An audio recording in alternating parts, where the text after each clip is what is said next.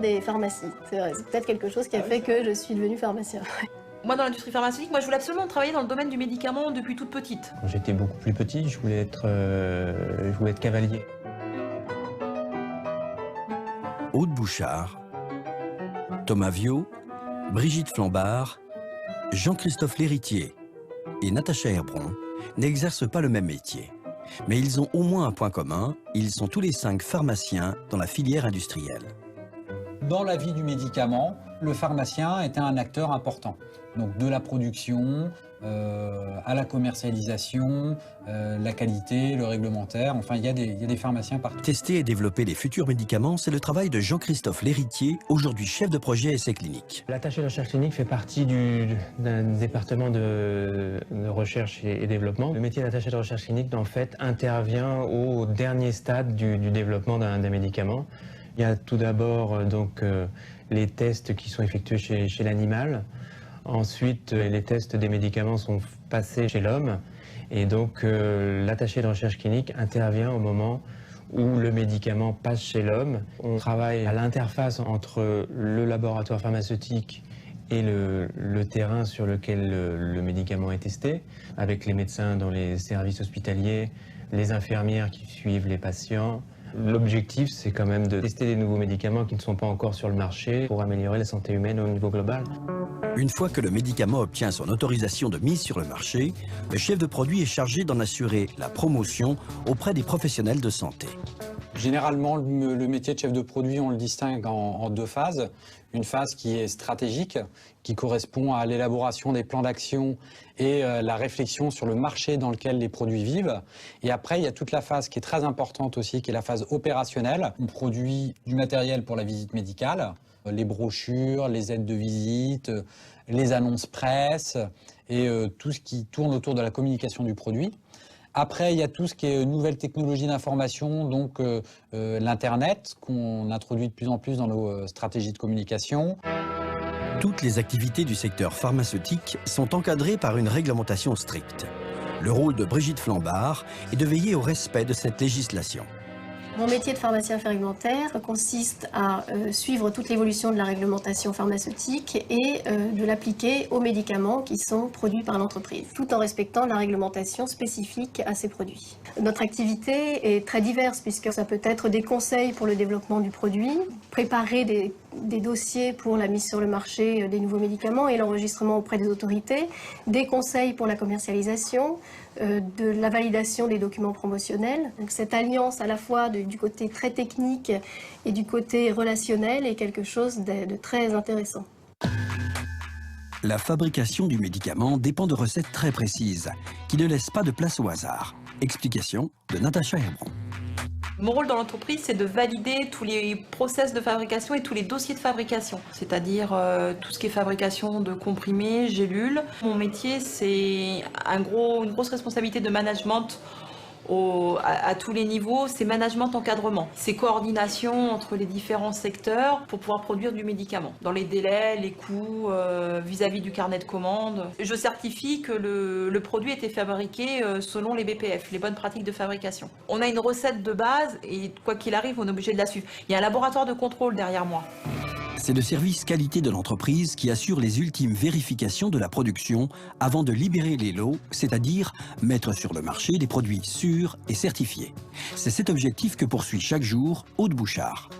Mon métier d'assureur qualité, c'est s'assurer que les médicaments qui sont produits sur le site sont produits dans des bonnes conditions et évaluer les écarts quand il y a eu des problèmes sur des lots. Il y a beaucoup de relationnel parce que fatalement l'assurance qualité est un service support et très transverse.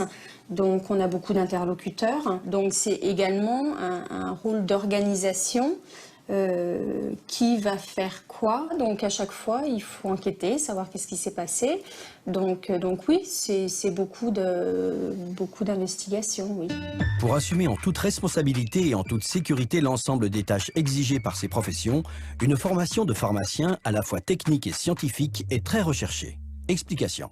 Pour faire mon métier, l'intérêt d'un diplôme de pharmacien, c'est d'avoir une connaissance générale du médicament. Qu'est-ce qu'un médicament? Comment il se fabrique? Comment il se libère dans l'organisme? La formation de pharmacien est adaptée à ce métier puisque nous avons une formation très variée qui va de la pharmacologie expérimentale jusqu'à la réglementation en passant par l'étude des plantes. On apprend aussi surtout à mieux connaître ce produit, à connaître sa réglementation, à connaître sa distribution, à savoir dans quel univers il vit. Et tout ça, c'est quelque chose, pour les gens qui ne sont pas pharmaciens dans l'industrie pharmaceutique, qu'on met du temps à assimiler. Ces années de formation où l'anglais est nécessaire permettent de placer le pharmacien au cœur du processus de fabrication du médicament, tout en le sensibilisant à sa dimension éthique. Travailler sur le médicament, c'est se sentir responsabilisé par rapport à la finalité, par rapport au produit. Ce qui est très agréable dans notre métier, c'est l'intervention que nous avons depuis les phases initiales du développement jusqu'à la fin de la vie du médicament. C'est également une grande source de satisfaction pour moi de savoir que je contribue à mettre sur le marché des nouveaux médicaments qui vont permettre de soulager et de guérir des nouveaux patients.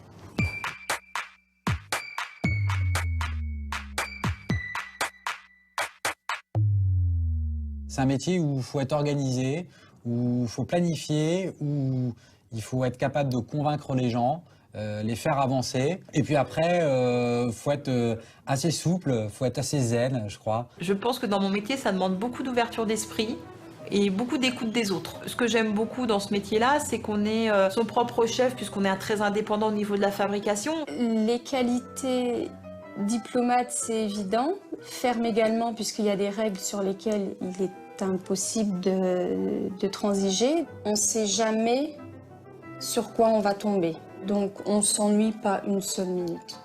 Ce qui m'a attirée également en tant qu'étudiante vers l'industrie du médicament, c'est le dynamisme de ce secteur qui a une recherche très développée et qui met régulièrement des nouveaux produits sur le marché. Une fois qu'on est rentré dans le monde de l'industrie pharmaceutique, les possibilités d'évolution sont très très larges et on peut aspirer à pouvoir passer dans n'importe quel type de département de l'industrie. Les entreprises du médicament recrutent des pharmaciens qui peuvent facilement passer d'un métier à l'autre et envisager aussi une carrière internationale.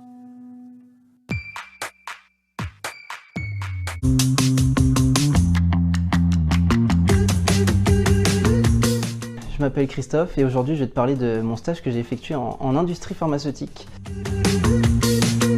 Et alors moi, pendant mon stage, j'ai vu plein de choses qui étaient très différentes et qui m'ont permis de voir un peu ce qui se passait quand on développait un médicament. Ça passe par la recherche et le développement, c'est-à-dire comment tu vas aujourd'hui chercher une nouvelle molécule pour peut-être demain soigner un nouveau cancer ou des maladies rares qui touchent 2500 personnes dans le monde. Ça va être aussi comment tu vas sécuriser ton médicament, puisque tous les médicaments, à savoir, ont un effet indésirable. Donc comment est-ce que tu vas sécuriser le patient et t'assurer qu'il n'y ait pas trop d'effets indésirables pour le patient. Et puis ça va être aussi comment tu vas autoriser sur le marché en fait ton médicament.